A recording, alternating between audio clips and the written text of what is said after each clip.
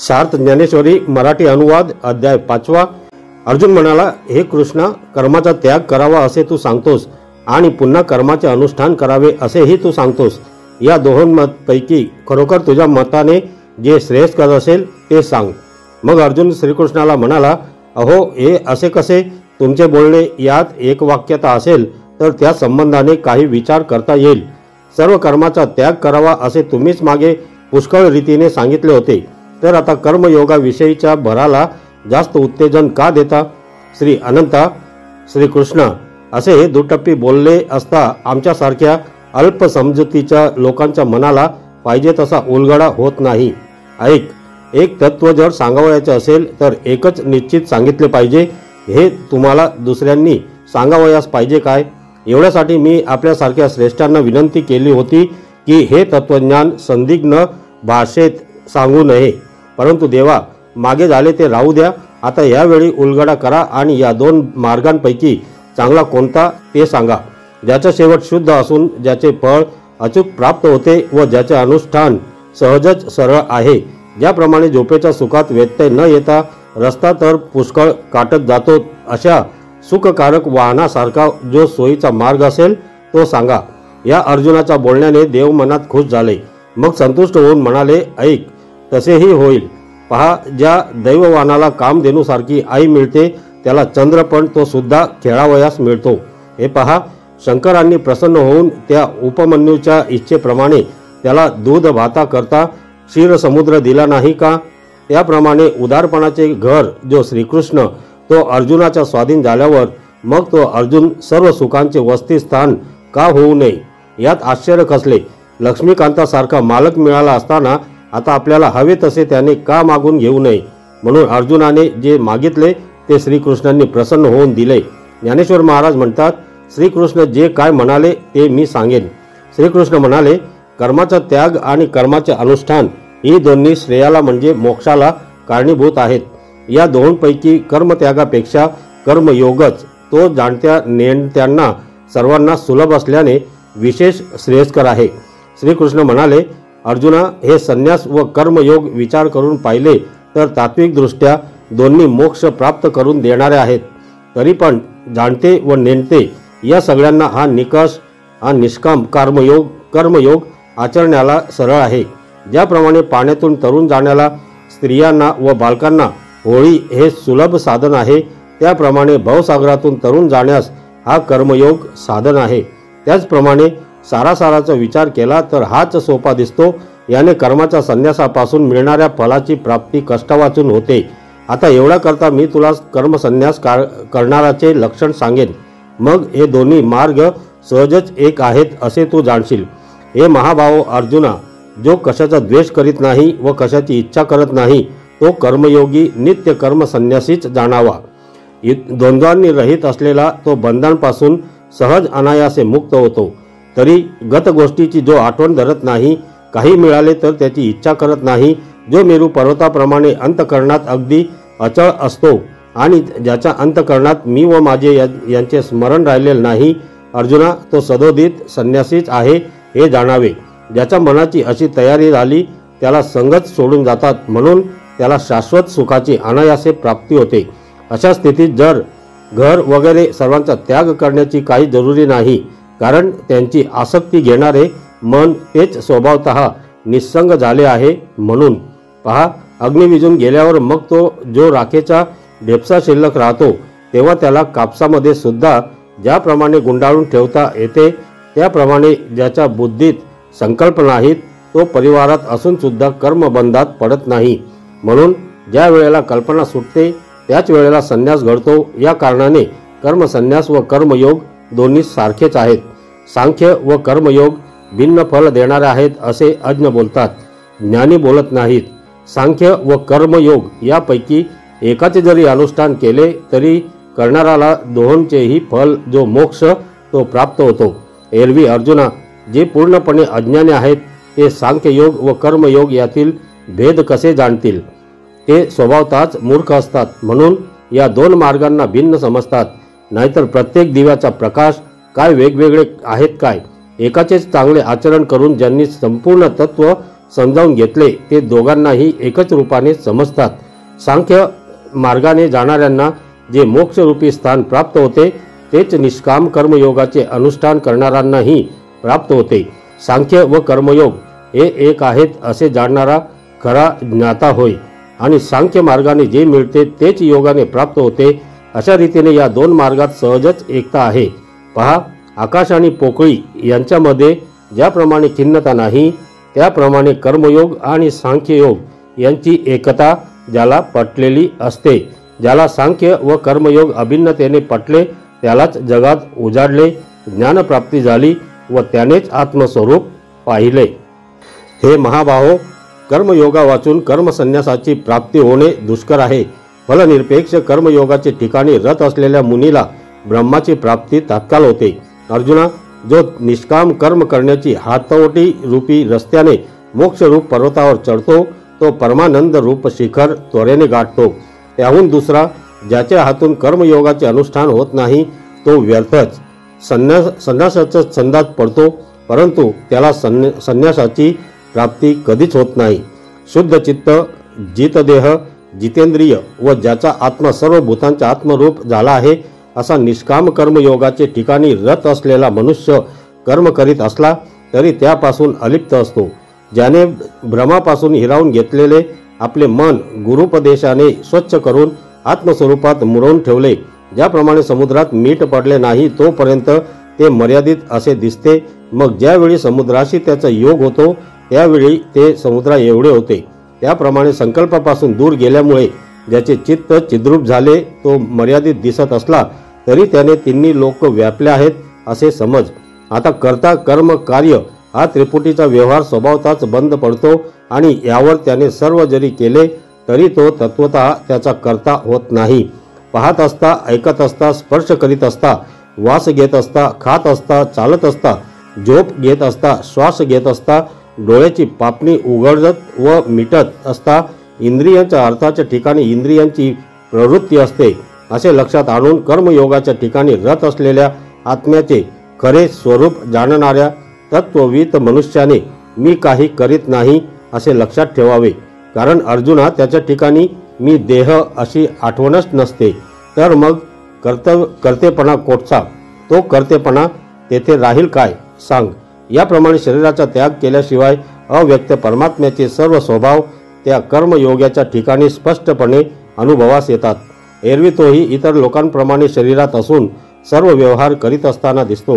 तो देखील इतर लोकांसारखा डोळ्यांनी पाहतो, कानांनी ऐकतो, परंतु आश्चर्य पहा की तो त्या व्यवहारात मुळीच लिप्त होत नाही. तो इतरांसारखा स्पर्शासही समजतो, नाकाने गंधाचा अनुभव घेतो व समयोचित बोलण्याचा व्यवहारही त्याच्याकडून घडतो. आहाराचे सेवन करतो, टाकायचे ते टाकतो व झोपेच्या वेळेला समाधानाने झोप घेतो. तो आपल्या इच्छेनुरूप चालताना दिसतो. असे तो सर्व कर्माचे खरोखर आचरण करतो. हे एक एक काय सांगावे. पहा, श्वास घेणे व सोडणे आणि पापण्यांची उघड झाप करणे इत्यादी कर्मे अर्जुना त्याच्या ठिकाणी ही सर्वच असतात असे समज, परंतु तो आपल्या अनुभवाच्या सामर्थ्यावर यांचा करता मुळीच होत नाही. ज्यावेळी भ्रांतिरूप अंतरुणावर झोपला होता त्यावेळी तो स्वप्नाच्या सुखाने घेरला होता. मग ज्ञानाचा उदय झाला असताना जागा झाला म्हणून तो आपल्याला करता समजत नाही. ब्रह्माच्या ठिकाणी कर्मे अर्पण करून फलाची आसक्ती टाकून जो कर्म करतो तो कमलपत्र जसे पाण्यापासून अलिप्त असते तसा पापापासून अलिप्त असतो. आता चैतन्याच्या आश्रयाने सर्वेंद्रियाच्या वृत्ती आपापल्या विषयाकडे धाव घेत असतात. दिव्याच्या उजेडावर घरातील सर्व व्यवहार चालतात. त्याप्रमाणे ज्ञानाच्या आश्रयाने योगयुक्तांची सर्व कर्मे देहात चालतात. ज्याप्रमाणे कमलाचे पान पाण्यात असून पाण्याने लिप्त होत नाही त्याप्रमाणे तो सर्व कर्म करतो, परंतु धर्माधर्म रूप कर्मबंधाने आकळला जात नाही. केवळ शरीराने, केवळ मनाने, केवळ बुद्धीने आणि इंद्रियांनी कर्मयोगी फलासक्ती टाकून कर्म करतात म्हणून त्यांची चित्तशुद्धी होते. ते अहंकार विरहित कर्म करत असतात म्हणून ते कर्म करीत असूनही शुद्ध असतात. पहा, जे कर्मबुद्धीला समजण्याचे पूर्वी व मनात विचार उद्भवण्याच्या अगोदर होते त्या व्यवहाराला कायिक व्यवहार म्हणतात.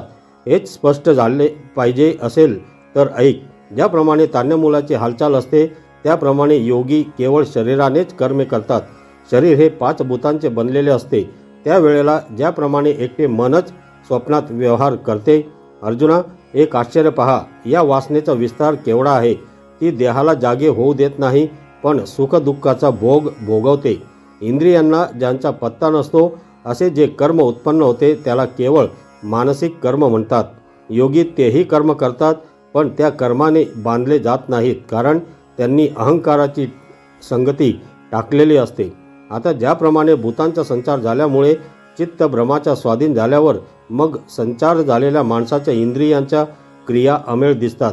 त्यास रूप तर दिसते, हाका मारलेले ऐकू येते, तो तोंडाने शब्दाचा उच्चारही करतो, परंतु हे सर्व केल्याची त्यास जाणीव नसते. हे राहू दे, तो प्रयोजना वाचूनच जे काही करतो ते सर्व केवळ इंद्रियाचे कर्म आहे असे समज.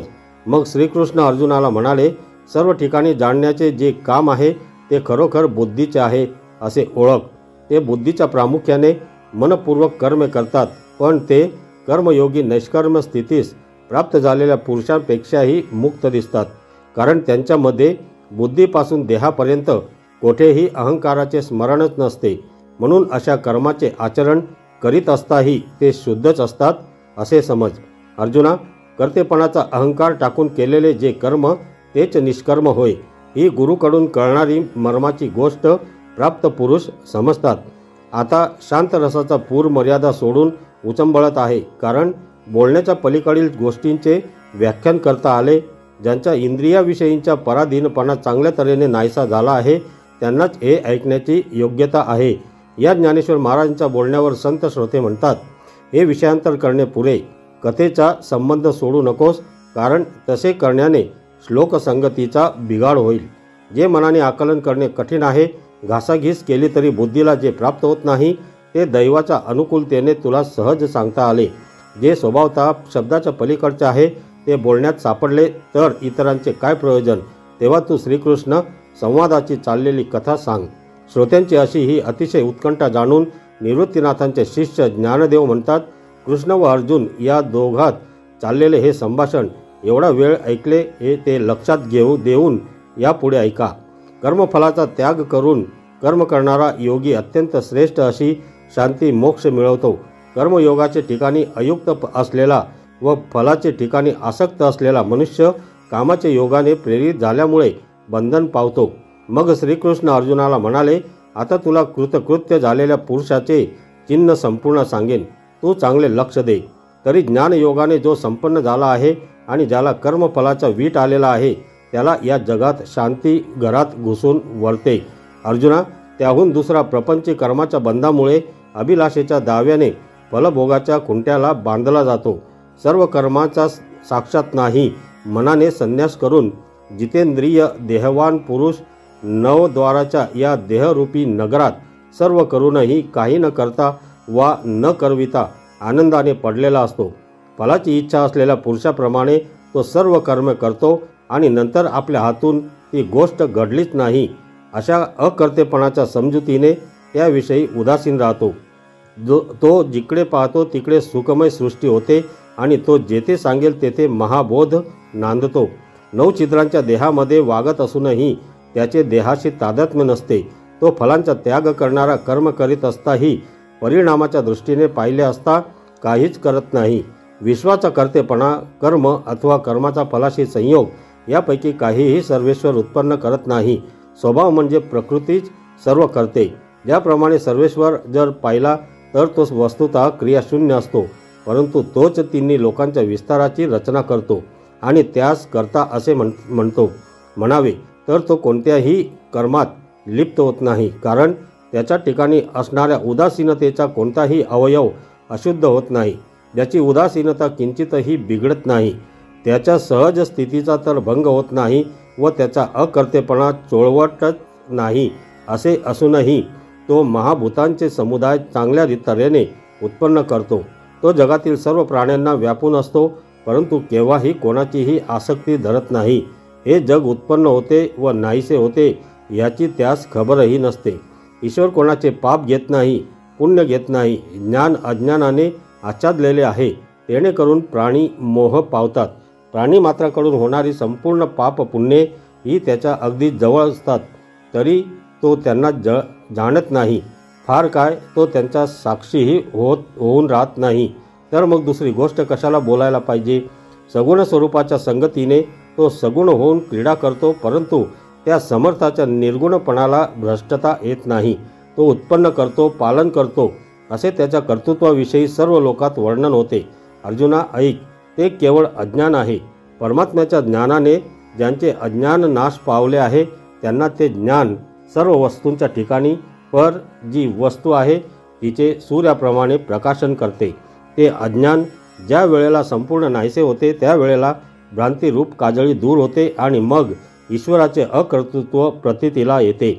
आणि ईश्वर एक अकर्ता आहे असे जर चित्ताला पटले आणि मुळापासून स्वभावता तोच मी आहे, तर मीही उघडच अकर्ता आहे अशा विचाराने चित्तात उदय केला असता त्याला तिन्ही लोकात भेद कशाचा. तो आपल्या अनुभवाने सर्व जगच मुक्त आहे असे पाहतो. त्या परब्रह्माच्या ठिकाणी ज्यांच्या बुद्धी रंगल्या आहेत ते परब्रह्म ज्यांचा आत्मा आहे ते परब्रह्मच आपण आहोत असा ज्यांचा बुद्धी निश्चय करतात, त्यांचेच ठिकाणी ज्यांचा अभिनिवेश आहे तेच आपण आहोत अशी भावना ज्यांच्या बुद्धी करत आहेत आणि जे तत्परायण आहेत त्याचाच निजध्यास ज्यांच्या बुद्धी करतात त्या लोकांना पुनरपी संसार प्राप्त होत नाही.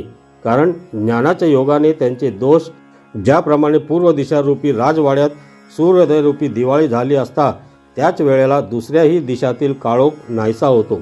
बुद्धीच्या निश्चयाने आत्मज्ञान झाले म्हणजे साधक आपणच आपल्याला ब्रह्मरूप मानू लागतो आणि आपली वृत्ती पूर्ण ब्रह्माकार ठेवून तो रात्रंदिवस त्याच अनुसंधात असतो. असे चांगले व्यापक ज्ञान ज्यांच्या हृदयांचा तपास करत आले आहे, ज्यांना प्राप्त झाले आहे, त्यांची जी समता दृष्टी होते तिचे शब्दांनी विशेष काय वर्णन करू. ते जसे आपल्यालाच ब्रह्मरूप पाहतात हे येथे सांगण्यात काय मोठे आश्चर्य आहे.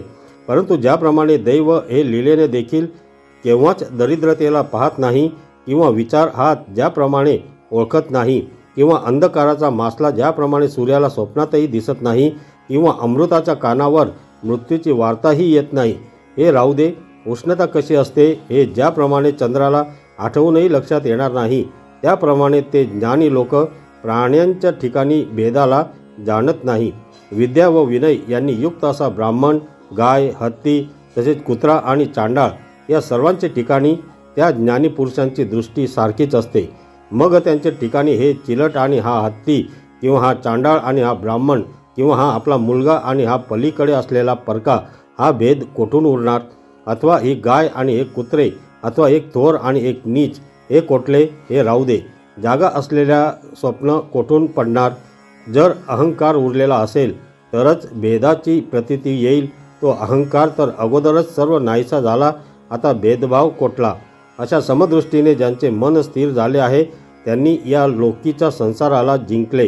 कारण ब्रह्म सर्व भूतांचे ठिकाणी सम आहे व दोषरहित आहे व यासाठी ते ज्ञानी पुरुष ब्रह्माचे ठिकाणी निश्चल आहेत, निश्चल झालेले असतात आणि म्हणून ते सर्वत्र सम आहेत. म्हणून सर्व ठिकाणी सर्व काळ सारखे असणारे जे अद्वैत ब्रह्म तेच आपण आहोत हे जे समदृष्टीचे तत्व ते तो संपूर्णपणे जाणतो. ज्यांनी विषयांचा संबंध टाकला नाही आणि इंद्रियांना शासन केले नाही, परंतु एक आपली ठिकाणी इच्छा नसल्यामुळे ज्यांनी अलिप्तता भोगली, जे लोकांना अनुसरून लोक करतात त्याप्रमाणे व्यवहार करतात, परंतु ज्यांनी लोकांची ठिकाणी असणाऱ्या अज्ञानाचा त्याग केला आहे, ज्याप्रमाणे पिशाच जगात असून जगाला दिसत नाही त्याप्रमाणे तो देहधारी असूनही संसारी लोक त्याला ओळखत नाहीत. हे राहू दे. वाऱ्याच्या संगतीने ज्याप्रमाणे पाण्यावरच पाणी लाटा रूपाने खेळते पण लोक त्यास या लाटा पाण्याहून वेगळ्या आहेत असे म्हणतात, त्याप्रमाणे त्याचे नामरूपाची गोष्ट आहे. एरवी ज्याचे मन सर्व ठिकाणी साम्याला आलेले आहे तो खरोखर ब्रह्मच आहे. अशा तऱ्हेने जो समदृष्टीने असतो त्या पुरुषाला लक्षण देखील आहे. अच्युत म्हणाले, अर्जुना, मी तुला तेच थोडक्यात सांगतो, त्याचा तू विचार कर. प्रिय वस्तूची प्राप्ती झाली असता आनंद मानू नये आणि अप्रिय वस्तूची प्राप्ती झाली असता उद्वेग पाहू नये. अशी समदृष्टी ज्यांची आहे तेच स्थिर बुद्धी, मोहरहित, ब्रह्मज्ञ व ब्रह्माची ठिकाणी स्थित आहेत अशी ओळख. मृगजलाच्या लोंढ्याने ज्याप्रमाणे मोठा पर्वत किंचितही ढकलला जात नाही त्याप्रमाणे चांगल्या अथवा वाईट गोष्टी प्राप्त झाल्या असता ज्याच्यामध्ये विकार उत्पन्न होत नाहीत तोच खरोखर तात्विकदृष्ट्या समदृष्टीचा पुरुष होय. कृष्ण म्हणाले, अर्जुना, ब्रह्म ते तोच समज. बाह्य विषयांचे ठिकाणी ज्यांचे अंतःकरण आसक्त झालेले नाही त्याला आत्म्याच्या ठिकाणी जे काय सुख आहे ते मिळते. तो ब्रह्माशी समरस होऊन युक्त झालेला पुरुष अक्षय्य सुखाचा अनुभव घेतो. जो आत्मस्वरूपाला सोडून केव्हाही इंद्रियरूपी गावात येत नाही, म्हणजे तो इंद्रियांशी तादात्म्य पावत नाही, तो विषय सेवन करत नाही, यात काय आश्चर्य आहे? अपरिमित अशा स्वाभाविक असलेल्या आत्मसुखाच्या विपुलतेने अंतःकरणातच स्थिर झाल्यामुळे तो बाहेर पाऊल टाकत नाही, विषयांकडे प्रवृत्त होत नाही.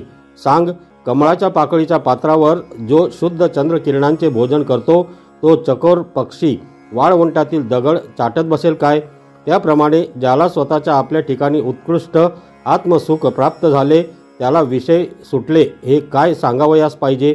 एरवी सहजच चांगला विचार करून पहा, या विषयांच्या सुखाने कोण फसले जातात? विषय व इंद्रिये यांच्या संयोगाने उत्पन्न होणारे भोग दुःखालाच कारण होतात. त्यांना आदी आहे व अंत आहे हे कौंतेय, ज्ञानी पुरुष त्यांचे ठिकाणी रममान होत नाहीत. ज्याप्रमाणे भुकेलेला दरिद्री पुरुष कोंडा खातो त्याप्रमाणे ज्यांनी आत्मसुखाचा अनुभव घेतला नाही तेच या विषयात रंगतात. अथवा तहानेने त्रस्त झालेली हरणे भ्रमाने खऱ्या पाण्याला विसरून मृगजळाला पाणी आहे असे समजून माळ रानावरच येऊन पोहोचतात. तसेच ज्याला आत्मस्वरूपाचा अनुभव नाही, अर्थात ज्यांचे ठिकाणी स्वरूपानंदाचा नेहमी अपूर्ण अभाव असतो, त्यालाच हे विषय सुखरूप वाटतात. एरवी विषयांमध्ये काही सुख आहे हे म्हणणे बोलण्यात जमा होणारे नाही. नाहीतर विजेच्या चमकण्याने जगामध्ये का उजाडत नाही? सांग, वारा, पाऊस आणि ऊन यांच्यापासून बचाव करण्याचे काम जर ढगांच्या सावलीनेच होईल तर 3 मजल्यांची चुनेगच्ची घरे बांधण्याचा खटाटोप कशाला? म्हणून ज्याप्रमाणे विषाच्या कांद्याला मधुर म्हणावे त्याप्रमाणे विषयात सुख आहे असे जे म्हणतात ती विषयांचे खरे स्वरूप न जाणताच व्यर्थ केलेली बडबड आहे असे समज. किंवा पृथ्वीचा पुत्र असलेल्या ग्रहाला मंगळ असे म्हणतात, पण त्याचा परिणाम पीडाकारक दिसून येतो. किंवा मृगजळालाच जल असे म्हणतात, त्याप्रमाणे विषयांपासून येणाऱ्या अनुभवाला सुख म्हणणे व्यर्थ आहे. हे सर्व प्रतिपादन राहू दे, तूच सांग, सर्पाच्या फळीची सावली आहे ती उंदराला कितपत शांत करणारी होईल? अर्जुना, ज्याप्रमाणे गळाला लावलेल्या आमिषाचा पिंड जोपर्यंत मासा गिळत नाही तोपर्यंतच ठीक, त्याप्रमाणे विषयांचा सर्व संग आहे हे तू निश्चय समज. विरक्तांच्या नजरेने पाहिले तर हे विषय अर्जुना पंडुरोगामध्ये आलेल्या लठ्ठपणाप्रमाणे घातक आहेत असे समज. म्हणून विषयांच्या उपभोगामध्ये जे सुख असते ते प्रारंभापासून शेवटपर्यंत दुःखच आहे हे समज. परंतु काय करतील वेडे, विषयांचे सेवन केल्याशिवाय त्यांचे चालतच नाही. ते बिचारे वेडे लोक आतले स्वरूप जाणत नाहीत, म्हणून त्यांच्याकडून विषयांचे सेवन होते. तूच सांग, पुवाच्या चिखलातील किडे पुवाची किळस घेतात काय? त्या दुःखी लोकांना दुःखच जीवन होऊन राहिलेले आहे. ते विषयरूपी चिखलातील बेडूकच बनतात. ते विषयासक्त लोकरूपी मासे विषय भोगरूपी पाण्याला कसे टाकतील? शिवाय जर हे जीव विषयावर अनासक्त होतील तर दुःखदायक योनी ज्या आहेत त्या निरर्थक होणार नाहीत काय? अथवा गर्भात राहणे वगैरे संकट किंवा जन्म आणि मरण यापासून होणारे कष्ट हा मार्ग अविश्रांतपणे कोणी चालावा? जर विषयासक्त लोक विषय सोडून देतील तर मोठमोठ्या दोषांना राहायला जागा कशी मिळणार? आणि या जगामध्ये संसार हा शब्दच खोटा ठरणार नाही का? म्हणून ज्यांनी विषयांपासून होणारे दुःखच सुख या समजुतीने स्वीकारले त्यांनीच मिथ्या असलेले सर्व अविद्यादिक खरे करून दाखवले. अर्जुना, यामुळेच विचार करून पाहिले तर हे विषय वाईट आहेत. तू विस्मरणाने कदाचित चुकून जरी कधी त्या मार्गाला लागशील तर जाऊ नकोस. हे जे विरक्त पुरुष आहेत ते या विषयांना जसे काही विषच आहेत असे मानून त्यांचा त्याग करतात, कारण ते निरीच्छ असल्या कारणाने विषयांनी दाखवलेले दुःखरूपी सुख त्यांना आवडत नाही. इहलोकी मरणाचे अगोदर जो मनुष्य काम व क्रोध यांचा वेग सहन करू शकतो तोच योगी व तोच सुखी होय. आत्मज्ञानांच्या ठिकाणी तर या दुःखरूपी विषयांची गोष्टसुद्धा नाही, कारण त्यांनी देहात असतानाच कामक्रोधादी वृत्ती आपल्या स्वाधीन केल्या आहेत. त्यांना अंतःकरणात एक ब्रह्मसुखच अनुभवाला आलेले असते, म्हणून ते बाह्य विषयांची गोष्ट मुळीच जाणत नाहीत. परंतु पक्षी जसे फळ खातो, म्हणजे खाणारा पक्षी खाण्याचा विषय, फळ आणि क्रिया ही त्रिपुटी स्पष्ट भासते, तसे ते ब्रह्मसुख वेगळेपणाने भोगता, भोग्य व भोग ही त्रिपुटी कायम ठेवून भोगण्यासारखे नाही, तर तेथे भोगतेपणही विसरले पाहिजे. म्हणजे हे भोगणे त्रिपुटी विरहित म्हणजेच तद्रूपतेने असते. त्या भोगामध्ये वृत्तीची अशी एक स्थिती उत्पन्न होते की ती स्थिती अहंकाराचा पडदा दूर करते आणि मग तो जीव सुखाला गाढ आलिंगन देतो. पाण्यात पाणी मिळाले असता जसे वेगळे दिसत नाही, त्याप्रमाणे त्या आलिंगनाच्या संबंधात आपणच आपल्याला मिठी मारतो. अथवा आकाशामध्ये वायूचा लय झाला की आकाश व वायू हे दोन आहेत असे म्हणता येत नाही, तसे या भोगामध्ये केवळ एक ब्रह्मसुखच स्वरूपाचे राहते. अशी द्वैताची गोष्टच गेली म्हणजे ऐक्य होते असे जर म्हणावे, तर असे तसे ऐक्य जाणून ऐक्य आहे असे म्हणणारा तेथे साक्षी तरी कोण उरला आहे? जो अंतःसुख, अंतराराम, अंतर्ज्योती असा जो योगी तो ब्रह्मरूप होऊन त्याला इहलोकीच मुक्ती प्राप्त होते. म्हणून हे मागील सगळे असू दे, जे न बोलण्यासारखे आहे ते काय बोलावे? जे ब्रह्मनिष्ठ आहेत तेच हे मर्म सहज जाणतील. जे अशा सुखाने मस्त अथवा धुंद झाले आहेत ते पूर्णपणे सामरस्याचे ओतलेले पुतळेच आहेत असे मी समजतो. ते आनंदाचे प्रतिबिंब किंवा सुखाचे ओतलेले कोंब आहेत. जणू काही महाबोधाने आपल्याला राहण्याला मंदिर केले आहेत. ते शुद्ध सत्वाचे सात्विक आहेत अथवा चैतन्याचे अवयव आहेत. ते विवेकाचे मूळ वस्तीस्थान आहेत किंवा परब्रह्माच्या ठिकाणचे स्वभाव किंवा जणू काय मूर्तिमंत ब्रह्मविद्येचे सजवलेले अवयवच आहेत. यावर श्री गुरु निवृत्तीनाथ म्हणाले, हा बोलण्याचा विस्तार पुरे कर. तू एक एक कोठवर वर्णन करणार. तू जेव्हा संतांच्या स्तुतीत तन्मय होतोस तेव्हा चालू विषयाचे स्मरण तुला राहत नाही आणि विषयाला सोडून पण चांगले बोल तू बोलतोस. परंतु हा रसाचा अधिकपणा आवरता घे आणि आता ग्रंथाचा अर्थरूपी दिवा प्रज्वलित कर.